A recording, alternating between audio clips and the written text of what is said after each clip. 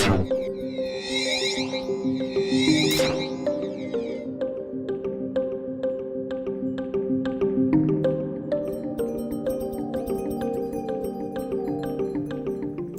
heard of 911 and 411, but not everyone is aware of 211. This service is available to all Inland Empire residents and the call is free. 211 provides information about food, clothing, housing, medical and dental services and has access to over 1,000 resources comprised of 5,000 programs. Hello and welcome to IE Monthly. I'm Donna Truhella and I'm joined by Greg Bradbard, CEO of Inland Empire United Way, and Gary Madden, Director of 211 Operations in San Bernardino County. Thank you both so much for joining me. Thanks for having us. In 2006, Greg, over 30 organizations came together to form United Way 211. Could you tell me about some of the obstacles you first encountered? Absolutely. Initially a group came together and they actually did a feasibility study to look at what would it take to put together this one-stop resource that would house all of the data on all of the nonprofit organizations and services that exist in the county. And honestly, there was a good amount of a question whether or not it was feasible. And one of the big questions was, who is going to lead this? How do you operationalize it? How do you build this? And at that time, it was the United Ways in San Bernardino County that came together and built the program. Initially, they put the funding into it from the community. It was really individuals. And then over time have developed much more of a public-private partnership where there are some significant dollars from the County of San Bernardino and First Five private funders as well that contribute to making the service possible. That's great. Can you tell us a little bit about, because San Bernardino County is unique, can you tell us about the demographics? Absolutely. It's reflected in the calls that we receive every single day. If you look at those calls and actually look at the statistics in the region, we know that we have a very high level of poverty here. If you look at childhood poverty in particular, something that United Way really cares about, we have 24.9%, almost 25% of children in this region are living beneath the poverty line. And that means that's 1 in 4 children. And you don't necessarily see that driving around the county. But what that tells us, and there was actually, I'm going to just share another recent study that just came out just a month or so ago, and it was called The Measure of America. And it looked at 3 areas across the entire nation. They looked at educational attainment, health outcomes, and also income as well. And looking at that, they looked at the 25 major metro areas across the entire nation, and San Bernardino and Riverside counties ranked number 25 of 25. So what that tells us is that we have a high number of families and children who are living in poverty here, who need not only their basic needs met, just food, shelter, clothing, and such, and that's a lot of the calls that we get. But we also know that we need to provide longer-term strategies as well and supports to help move those families from poverty to self-sufficiency. Okay, Gary, you are Director of 211 Operations in San Bernardino County. Can you tell us what some of the calls look like that come into the call center? As Greg said, we have so many callers who have been touched by the economy and its downturn and are struggling to survive. So they may be thinking about, how am I going to pay rent this month? And we will assess that and we will provide them with information about resources that may be able to help them. We'll also help them look at their own environment, but they may not be thinking about some other things. Do they have health insurance? Are their kids succeeding in school? So we want to be sure in a holistic way that they're connected to all the resources they need, not just the presenting need that they may be focused on this moment.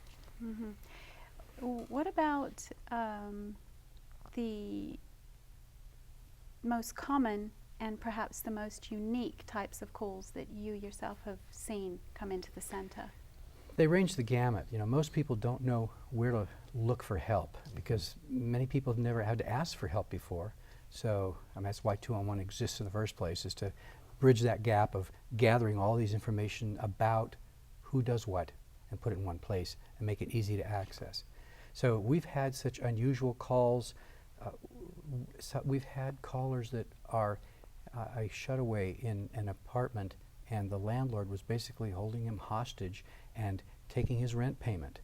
And he happened to call 211 for some help with food, and our person on the line on our end was able to discern that there was something going on in the background, and she was able to ask him yes or no questions, find out where he was, and actually get the authorities to come to the door, and she heard them knock on the door. So that's kind of some of the more unusual calls. So that leads me to my next question. Can you define 211 and compare it to 911 and 411? Yeah, good question. I have a little gray in my hair, so I remember when you could dial 411 and a cheery voice would say, "How may I help you?" information, and you had to know what you were looking for. So you would say, "I'm looking for," you name the agency. If you couldn't name it, they couldn't help you. And if you dial 911, and by the way, it is not everywhere. There are places where you can dial 911 and nothing will happen. It's not ubiquitous like we might think.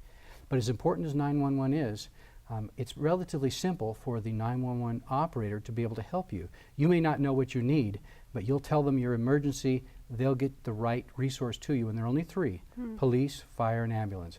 Absolutely essential. When you don't know who can help you, that's what 211 is. There are thousands of resources to help people, and we are the experts in being able to assess your situation and get you connected to the right resource. And we have some specialists. So we have a veteran specialist, we have children and family specialists, we have a 0 to 5 specialist who are experts in early childhood development. So besides having our core staff with just general issues, we also have some specialists in special issues, and we're able to help a wide range of people. Okay, you brought up 911 and dealing with the three services. In the case of a local emergency, what is 211's plan to help the public, and how will you help yourselves? That's actually a good question. We have a relationship and by contract with the county emergency services, and so in event of an emergency, 211 becomes the public information line.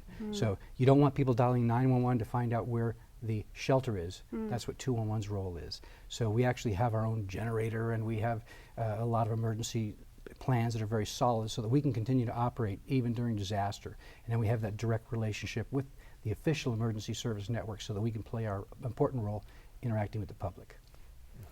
You know what? Thank you so much, gentlemen, for being with us today. 211 is definitely a very important service to the Inland Empire. Thank you for being with us. Thanks for having Thank you, us. Nona. Coming up, call center specialists who assist people in need of essential human services. United Way 211, this is Cynthia. How may I help you? Yes, Cynthia. I'm 70 years old, and I need assistance for keeping the gas on. All right. And what is your first name? Patricia. Okay. So you need help with your electric and gas, or just one or the other? Yeah, but right now the one that's really jumping out at me is the gas bill. So I'm going to look under utility assistance. Okay. My sister, who was living in a motorhome outside, she was buying the food on a monthly basis, and that way it freed up some of my money where I could keep up with my utilities. And then I spent so much time with her, and she passed away about 3 weeks ago from cancer. So it really kind of, it kind of left us in the hole. So not only am I facing, the utilities, but also the fact that she's gone now. So I'm sorry to hear that, Patricia. Are you receiving any type of counseling for your loss? No? Would you like some resources for that, Patricia?